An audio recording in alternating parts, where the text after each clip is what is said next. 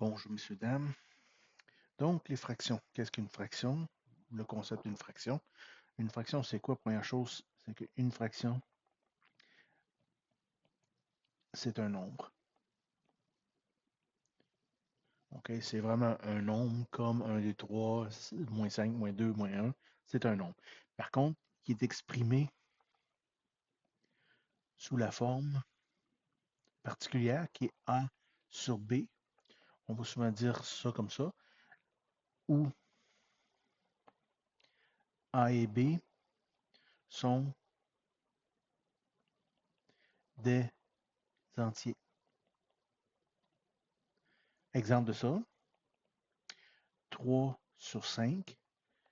Donc, 3, c'est un entier, 5, c'est un entier, donc ça respecte les conditions. Il y a une couple de petites conditions supplémentaires qu'il faut rajouter à ça. Et B est différent de 0, n'est pas 0.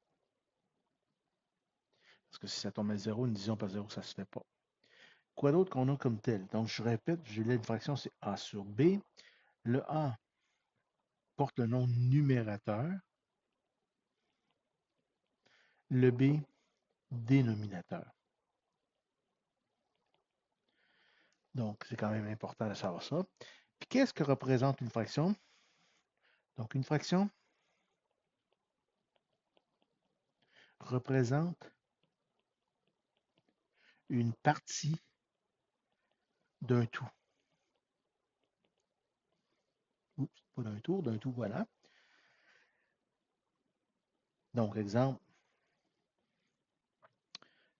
si j'ai une tarte, l'exemple classique, donc je vais tenter de dessiner une tarte, voici une tarte, effectivement, et je la divise en trois.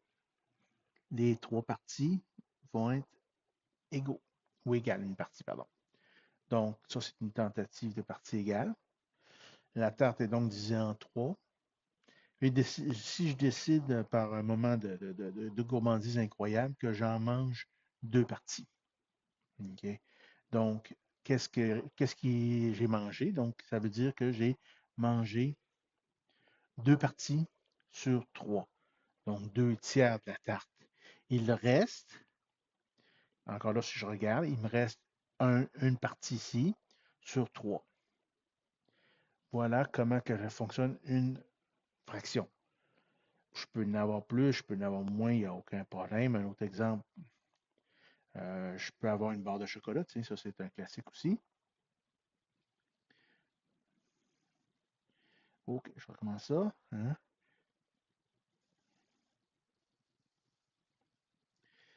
Définitivement.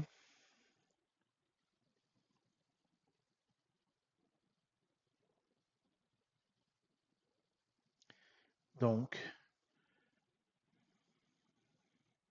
voilà. Donc, c'est divisé ici en 18 parties. Donc, un tout divisé en 18 parties.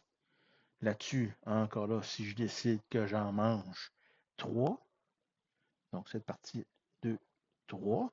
Donc, qu'est-ce qui me reste dans le fond? Ici, si je prends le temps de compter, il me reste 15 morceaux sur 18. 15 18e. J'en ai donc mangé 3 sur 18.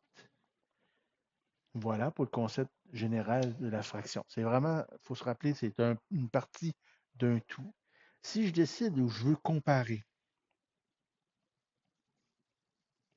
donc comparaison de fractions, pour l'instant, on va voir comment mettre sur des dénominateur commun, et ainsi de suite. Un petit peu plus loin, on va voir d'autres méthodes, une méthode mieux que celle-là. Mais ce que je peux faire, c'est que je peux quand même dessiner. Donc, supposons que je veux comparer une demi, puis deux tiers.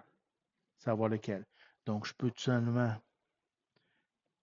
représenter chacune de mes fractions le plus semblable possible. En haut, c'est divisé en deux parties, puis en bas en trois parties. Si je veux représenter une demi, c'est cette partie-là. Et 2 tiers, c'est ça, tout ça ici.